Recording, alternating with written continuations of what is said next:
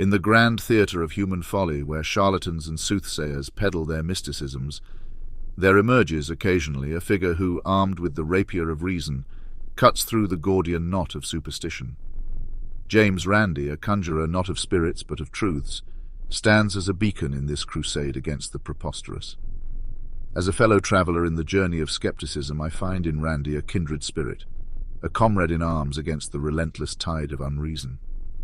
The story of James Randi begins not in the hallowed halls of scientific inquiry, but in the smoke and mirror world of magic and escapology. Born Randall James Hamilton Zwinge, he quickly learned the art of deception, not for the purpose of deceit, but as a form of entertainment. This early career, festooned with escapades and illusions, laid the groundwork for what was to become a lifelong commitment to unmasking the charlatans who would use similar tactics not to entertain, but to deceive and exploit. The metamorphosis of Randi from entertainer to skeptic is not just a tale of changing professions, but a philosophical pilgrimage. Witnessing the abuse of simple parlor tricks to hoodwink the vulnerable and desperate, Randi saw not just an opportunity, but a moral imperative to act. He understood, as I have, that the fight against superstition is not merely intellectual. It is a battle for compassion and humanity. Nowhere is Randi's contribution to skepticism more evident than in his relentless pursuit of faith healers.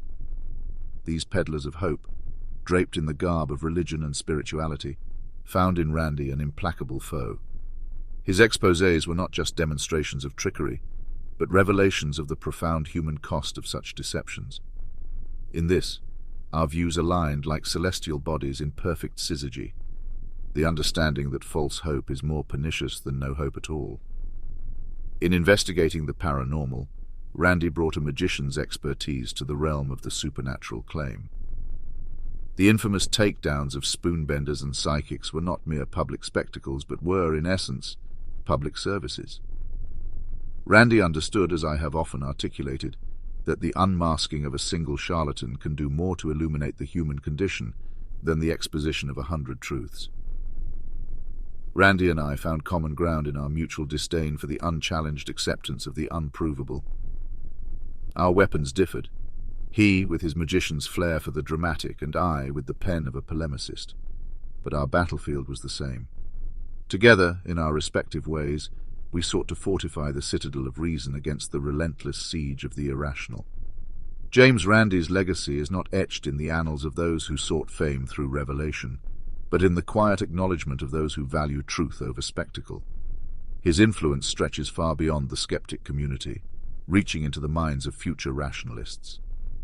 Randi's life work serves as a foundation upon which new generations of skeptics can build, a testament to the enduring power of critical thinking and rational inquiry. In the classrooms, lecture halls, and public forums where young minds grapple with the concepts of evidence and proof, Randi's methods and teachings are more than just pedagogical tools.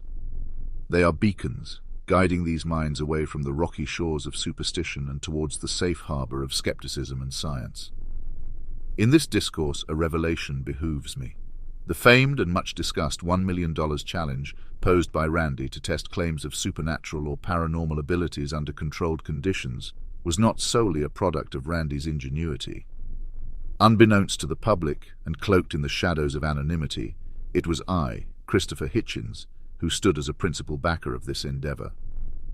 This revelation is not an exercise in self-aggrandizement, but an acknowledgement of a shared commitment to a cause greater than ourselves.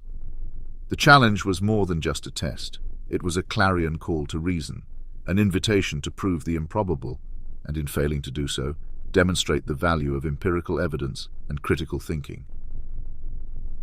Reflecting upon the life and work of James Randi, one is compelled to recognize not just the deeds of a man, but the mission of a lifetime.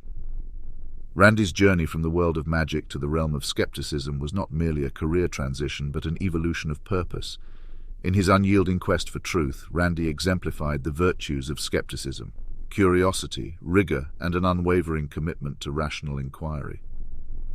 As the curtain falls on this discourse, let us not mourn the absence of magic in the revelation of truth. Instead, let us celebrate the magic inherent in truth itself. For in a world increasingly clouded by unreason, the clear light of skepticism is perhaps the most magical phenomenon of all.